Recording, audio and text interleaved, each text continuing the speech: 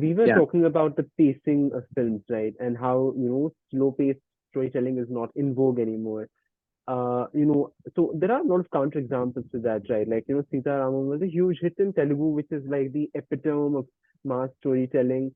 I'm sure, I don't think Kannur Squad is the right example, but there have been some slower paced films in Malayalam that have worked well. So I think maybe we're losing a lot more hope because of how fast paced the massier storytelling has gotten. Do you think that's the thing? Because compared to earlier times, the pace of our action movies has gotten a lot faster. That I can't deny. Right. So No, yeah, I think we're also looking at exceptions because when so many things happen, yeah, maybe a movie like Sitaramam comes like a breath of fresh air, yeah, and people say, "Wow, like let me see something that is a little different." yeah, That's there. Uh, Kanur Squad is pretty much a very action-packed cop movie. So I don't yeah. think I would. It's a cop thriller investigation thing. So I don't think that's really a good example. But I would be very curious to see if the type of movies that Dilish Posen and Fahad Fasal made, like Tondi Muthalam Chaksham or Uh-huh. Mahesh and Pradigaram, if these movies do well in the box office today, that would be very interesting to see because the Malayalam cinema has also changed. One of the biggest. I can't hear you.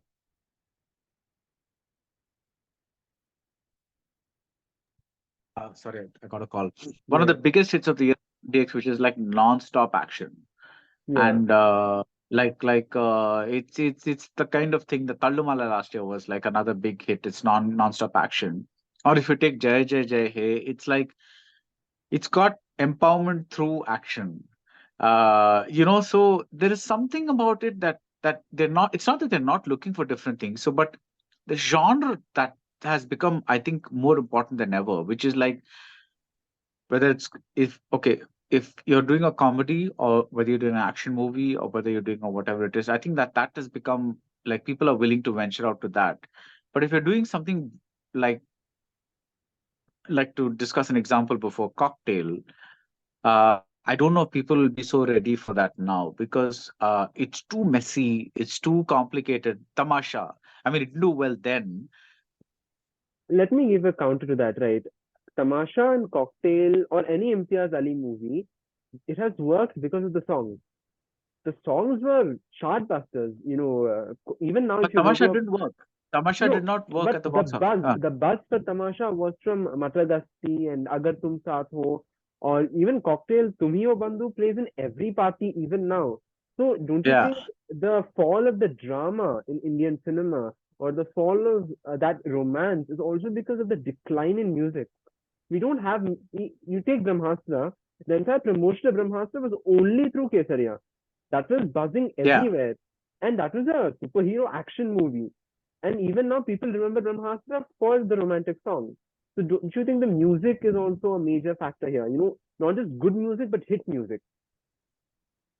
Yeah, I think that's also a factor of people like not willing to give music time to grow, and they just want that instant buzz with music, and then they kind of go away because uh I think there are very few people who are willing to give music that is different, otherwise they just want a template where you have something that is thing. And see, the thing is, right now music lends itself most to romance, Yeah, and once that genre itself is kind of little bit out of the window, it's kind of slowly slipping away.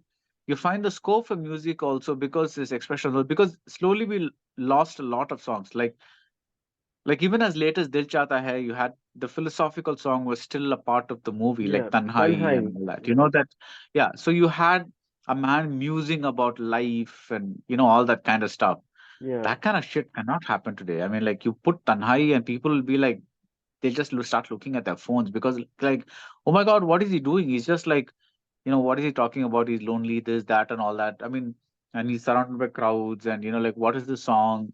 They won't go do that because the thing is, uh, The other thing that has happened is, I think, the rise of like social media. That something somebody should study this, because that's given a huge like check in terms of how much like people's word of mouth can affect box office. Before, when it was just see, and I know this is just this can come off a little wrong, so I'm trying to word this properly. Before, when it was just critics dictating the quality of a movie, you had people who hopefully knew something about what the movie was trying to achieve, gave the movie some time to breathe, and then wrote a review and things like that. So the movie reached people with a certain, uh,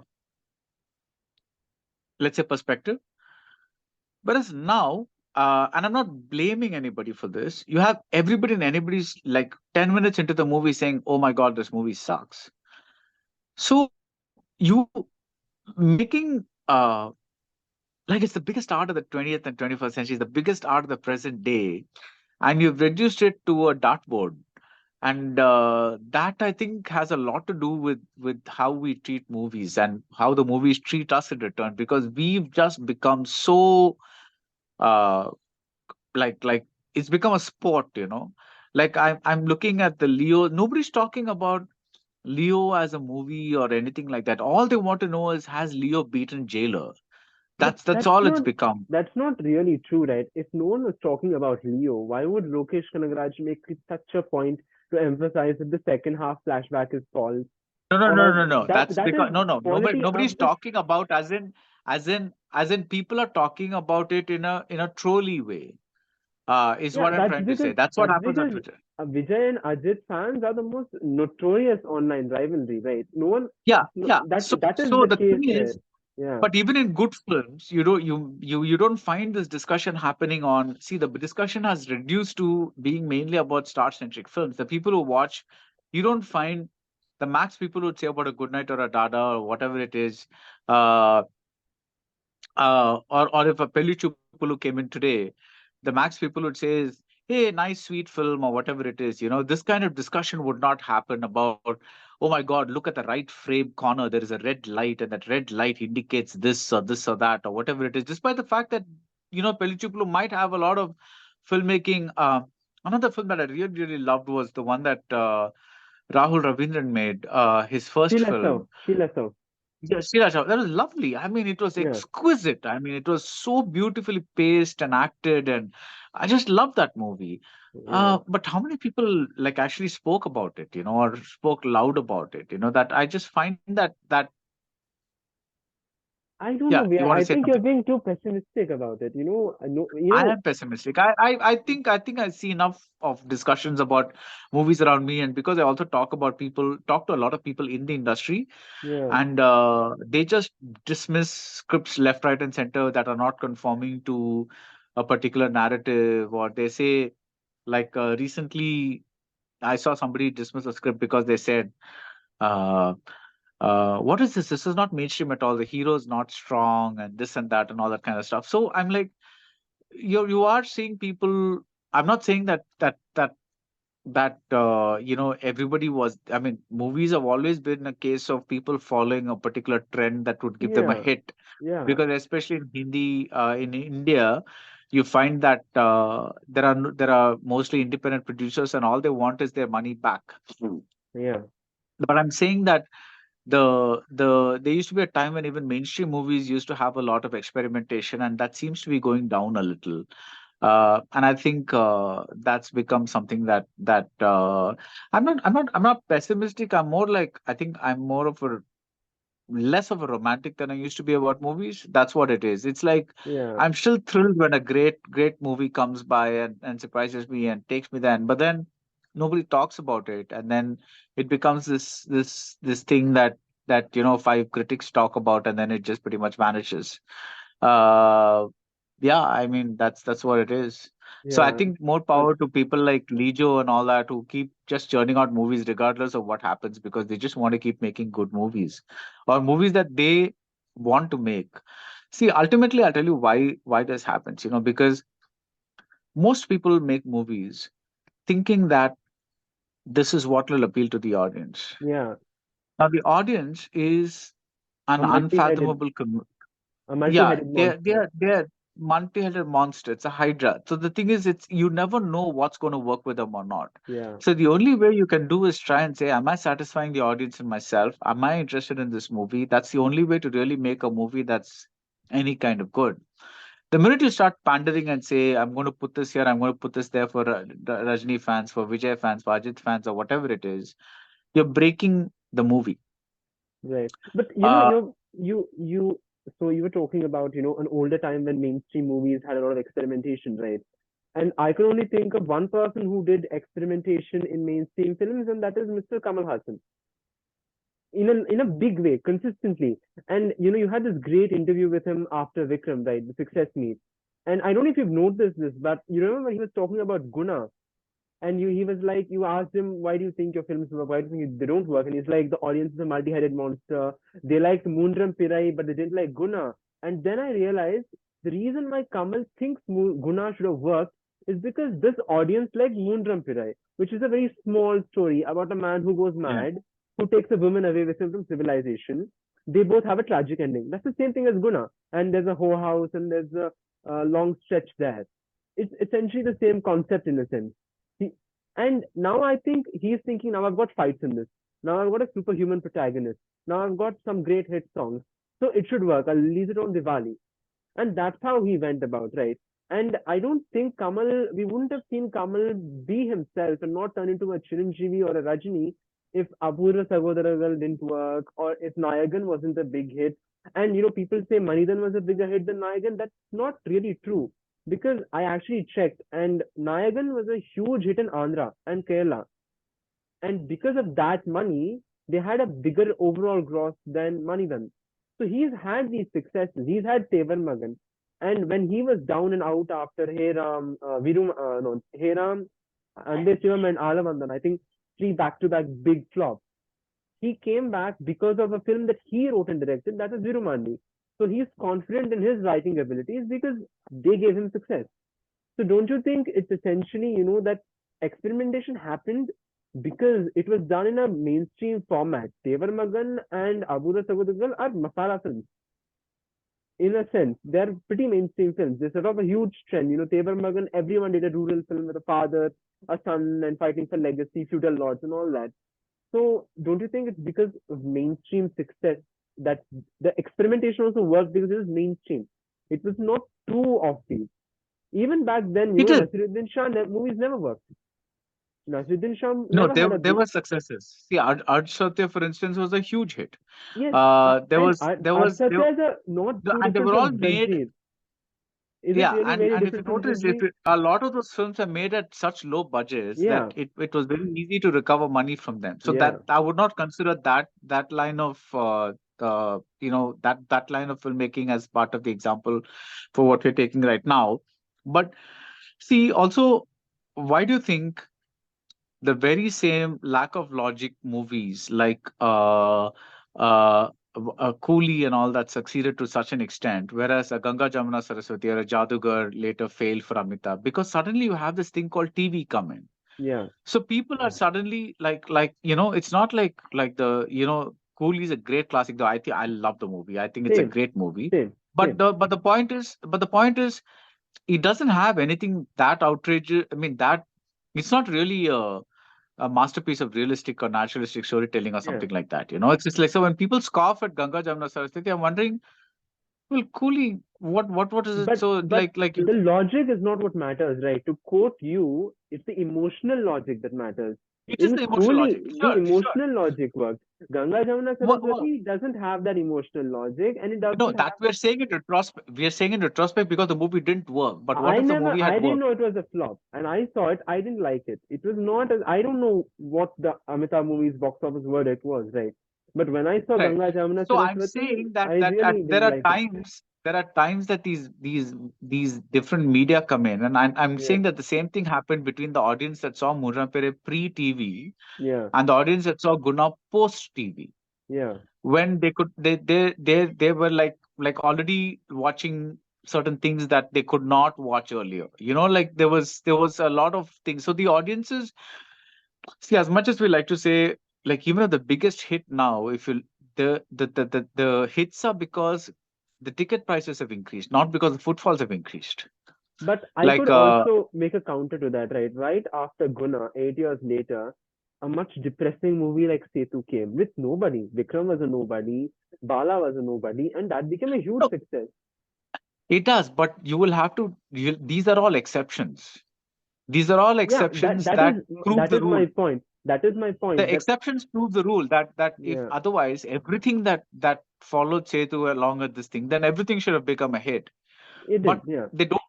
It didn't. It didn't because the same thing happened, and Vikram had to go on to make Gemini and this and that and other kinds of Onion and all those kinds of movies, which are very much formulaic films. yeah, He was not. See, ideally, a Vikram who's given that blockbuster with Setu would in a good environment, he would be making those kinds of movies, which he would have been the new Kamal. yeah. But Pitamagan was a hit, right? It was a hit in Telugu. That much I know.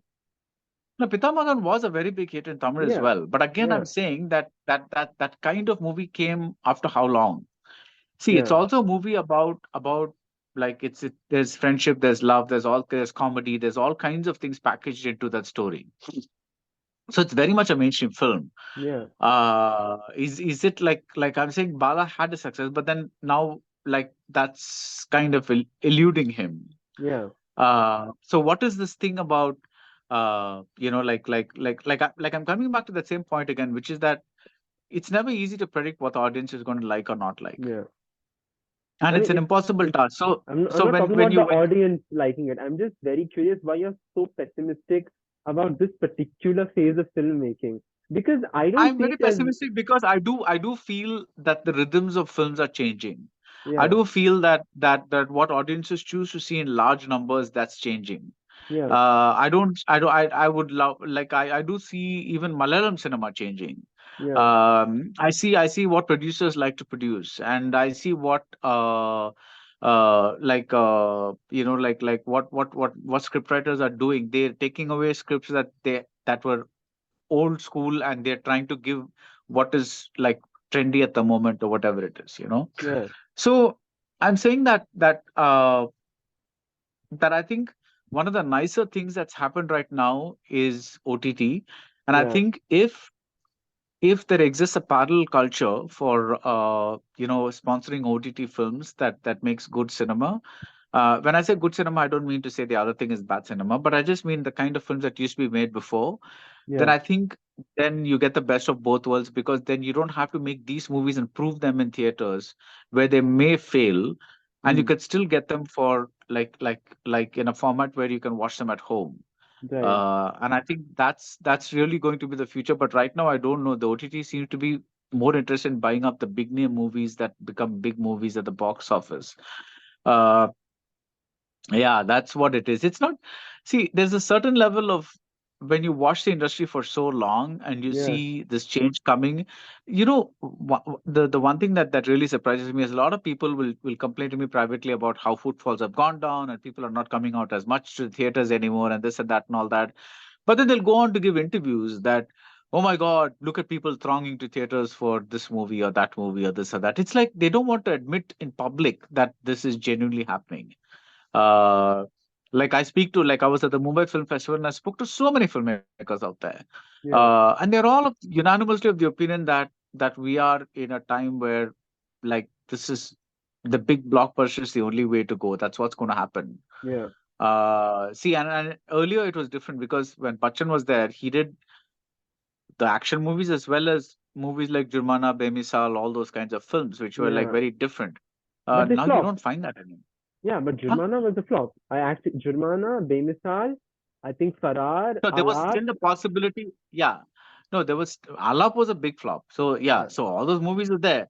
But yeah, there's also this thing of a star, because the thing is the cost of production has risen so much. yeah, That makes it all the more imperative. And even when Amitabh was at its peak, the cost of production wasn't this much.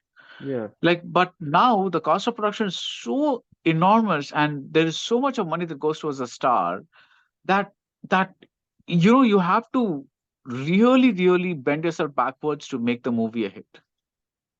You know, I was about to ask you, does your perception, your closeness to the film industry now change your opinion on films? But you seem to have gotten a lot more pessimistic after getting closer to the industry. And there's also a factor, right? I read this somewhere. I think it was in that very famous Death of Cinema article that came out in 2000, that, cinema reached its peak very early compared to other art forms. Do you think that's true? Do you think the 70s Um, is cinema's peak of that art form? and, uh, See, the art form itself, let's separate the art from the commerce, right? Right. Ideally speaking, art can thrive only when it has a sponsor. Yeah. Like there were these patron saints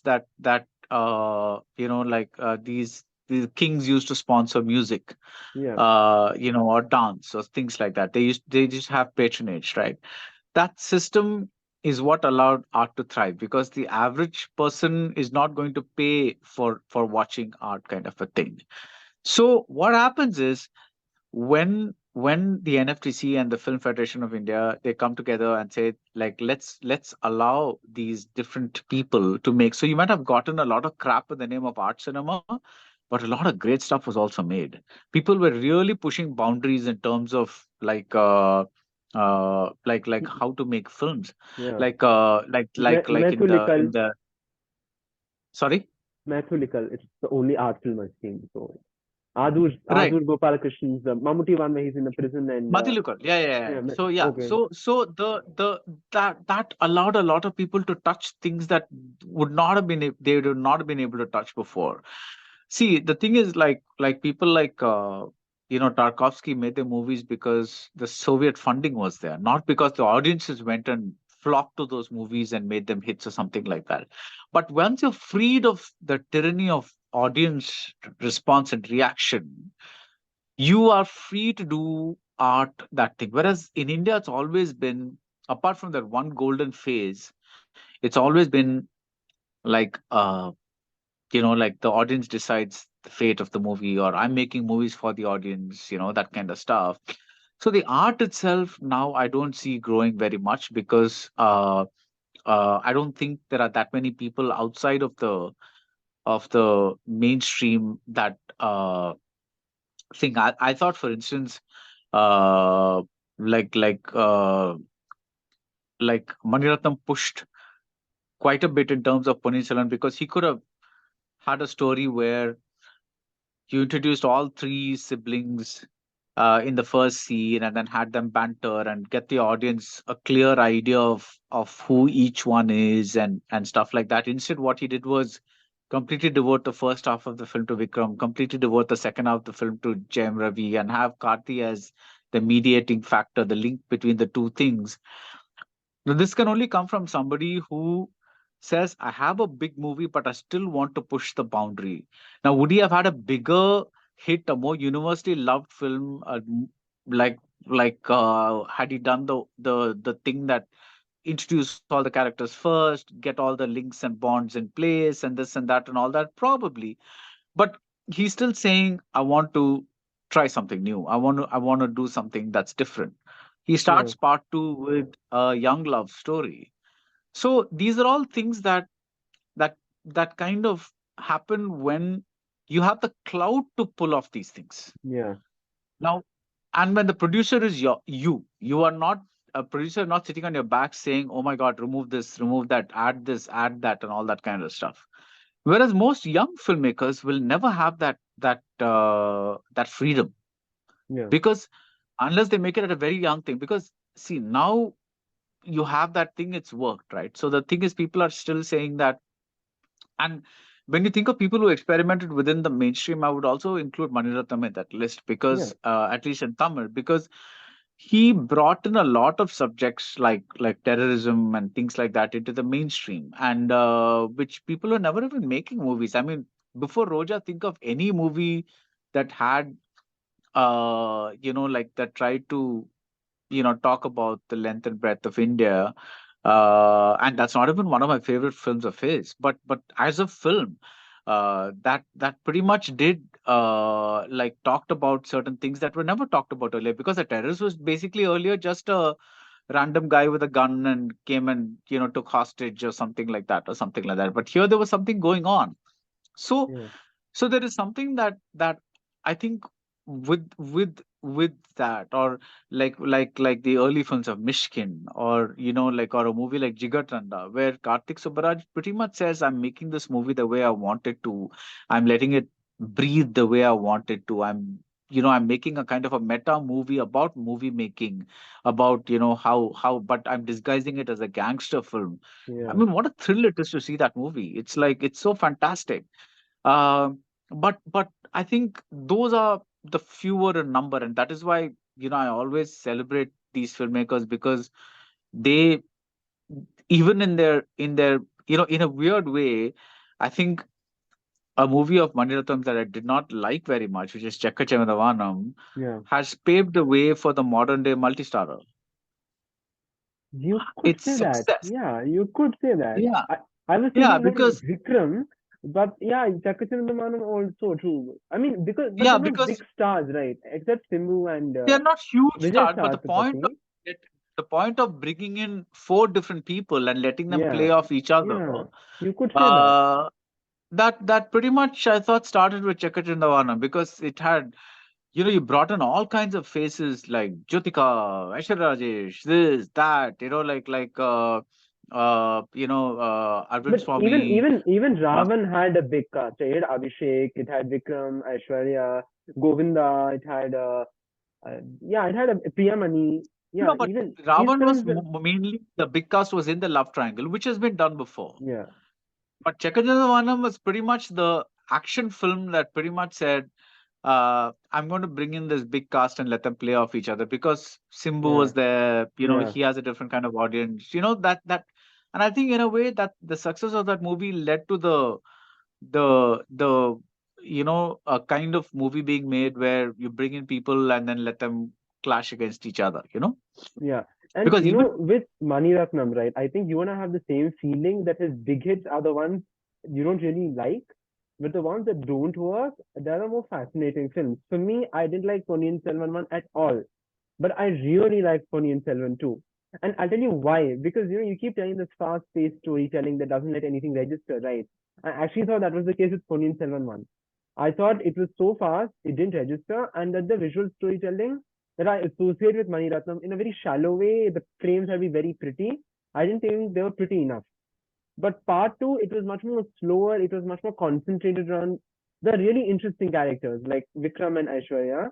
And the pace was there. There were a lot more standout scenes, like the three siblings meeting, or that whole recreation of the Iruvar shot where the camera zooms in around Prakash Raj's face, or even the older Aishwarya coming out of the sea. So yeah, and Kachiveliada is also a very fascinating film. It might not work for you, but I just can't stop looking at that movie or Ravan. what I And like about that movie most is the silence, because the way, for me, that's one of the most interesting movies in terms of sound design, yeah, because you start the movie with war, yeah, and then you have utter silence, yeah, and then in the second half of the movie, as the love decelerates and the action accelerates, you start yeah, bringing in big sounds again.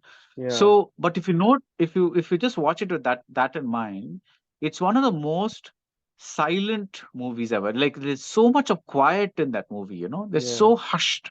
yeah. Like when they're talking or when they're doing some But things or that is whatever how it is. It's people such. in Mahendrathna movies talk. No, no, no, not hushed as in talk, but I'm talking about the whether it's the use of the background score or whatever Yeah, it is. You look at the hospital scenes, it's a very restrained they're movie in so terms of noise. Yeah, they're very, very silent. Like the sound design is so silent. I'm not talking about the way they talk or the way they're hushed or whatever it is, but they're very, very. It's a very silent kind of movie. yeah. Even the confrontations are almost like built very, very silently. That's something that really intrigues me in that movie. So I've I've recently found that Anjali Menon is a big fan of that movie. And Yeah. I mean, I can see her liking it. There's a certain that visual ambience of that movie is very similar to what she tries to, bring in her movies. And with Mani Ratnam, right? I can't, after Mani Ratnam and the Kamal movie was announced, I was just thinking of another actor, director. who reunite after like 30 years and they still have that sort of same sort of hype and excitement. Even when, Martin Scorsese and De Niro came back for The Irishman, De Niro was pretty much not the same legend that he is, say around Yeah. 2000. But both of these gentlemen have really kept their relevance the way that people still expect something groundbreaking and something new from them. It's just incredible. I can't think of another example anywhere else. So what do you think makes these two individuals so special in that sense? Not just in Tamil, right? I can say they were two of the most influential figures in Indian cinema. Like people See, swear I by think I them. think it's also the same thing that you could say for I think they both got I think they both have the advantage of growing up in the 80s, so to speak, Yeah, cinematically, when one was still allowed to make mistakes and have your flops and have your hits and get used to your flops and hits, and when they did yeah, not mean that much as it now did.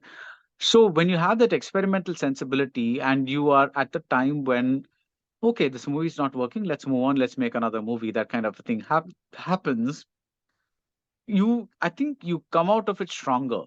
yeah. That thing stays with you. Whereas today, every flop is seen as bloody. Nelson gave one flop, Beast, and JLo was called a comeback for him. I was like, excuse me, the man had one underperforming movie, and that was not even a flop. It made a lot of money. I mean, it just Yeah, didn't make the kind of money it was expected to make. yeah. And good lord, everybody's calling JLo a comeback for Nelson. Like comeback after one movie. Like I mean, that's maybe the it's because the competition is a lot more today, right? There's a probably lot that, more but I'm saying that the directors. financial pressure is so much Yeah, today yeah, that I think both Mani and Kamal and all the people that came before them, they're very lucky that they that they made their mistakes and learned to handle flops and do all that, and they got a lot of confidence by being in that time when it was possible to still be a successful filmmaker and still give flops and things like that. So I think that's why they keep trying things like what it is, because like if we take Carter Day or if we take Cuddle or whatever it is, these don't scream mainstream audiences are just craving to see the subject or whatever it is. yeah. It's like it's not that at all. But to kind of go there and make it means that you're trying to do something that is different for the audience. And then, you're Or kind even of Dil Se, watching. or even Dil Se, we're taking a big Yeah. romantic star like that and No, making a I'm sort of, saying actually take even Ponniyin Selvan. See, the thing yeah, is, the easiest way when you have 500 people in the cast, the first thing anybody would do, 9 out of 10 people would do, is introduce those 500 people so that the audience can follow the story. yeah, But he just plunges you right into the story and say, keep up. Like I'm yeah, going as fast as Karti on his horse, and you just have to keep up. yeah. So it's like that can come only from a very confident filmmaker. And that's because I think that confidence comes from the fact that they got used to the hits and flops earlier on. So I don't think either the hits matter to them nor the flops matter to them. So they're just like, I need to keep reinventing myself. Whereas today, people are much more shattered by or made by hits and flops, and a single movie not doing well is very much the end of the world. Yeah. I think that's why you find like today's creators in that weird zone where everything has to be a hit. I would say one very good exception to this is Vetrimaran, who pretty much keeps working But he's had a on hundred his percent own. success record. He's never had a flop. Yeah, but I'm saying that's what I'm saying. So Yeah, like Mani and Kamal, Vetrimaran is another person who is kind of does things on his own terms, and he's had a very like a solid career. yeah, So that's something that's very rare to find these days. It's because yeah, today Vetrimaran, even if his movie doesn't do well, they're not going to say, "Oh my God, he's failed" or something like that. yeah, Because he's kind of seen as operating on the border of the system. yeah, Whereas now, uh, you all these people who work right inside the commercial thing, for them everything matters, every hit matters, every flop matters. It's not like yeah. you can sustain a career, that like the way they used to. So I think that's why the older filmmakers, and I'm talking not just about Kamal Haasan or Mani Ratnam, or anybody who grew up in an age where there was not so much financial pressure on films, where film production was relatively cheaper. I think you get a lot of confidence by making movies, that kind of a thing. Yeah. And yeah, I think that's one of the things that, and I think Kamal Hassan is very fortunate in the fact that he has generations of new Gen Z or Gen Y filmmakers who grew up revering his films and now Yeah. want to make films with him Yeah. that suit their uh, uh, like their ideas or their vision or whatever it is. Yeah. And with Maniratnam, similarly, you have so many people who grew up revering his film that you have people saying, I don't care if you don't pay me anything, I'll just Yeah. come and Yeah. do this for whatever it is. So they have that clout, and it comes because they worked so hard to be different back then. Yeah. That's what you kind of you did, because there were a lot Yeah. of like they came the 80s allowed for a lot of, I think I would say that's the main thing. If you've enjoyed this video, please do like, share and subscribe to this channel.